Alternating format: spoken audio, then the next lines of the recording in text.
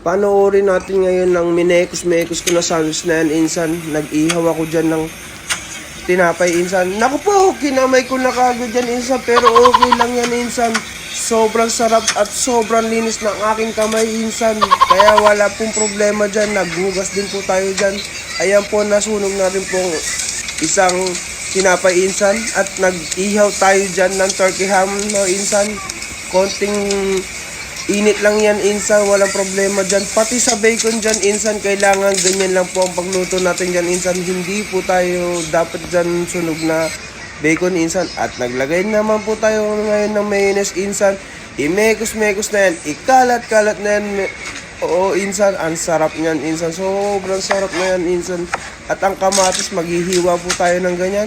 At syempre, ang lettuce, kailangan hugasan po yan, insan. Ilagay na rin ang bacon dyan natin, insan. Ilagay na rin ang lettuce.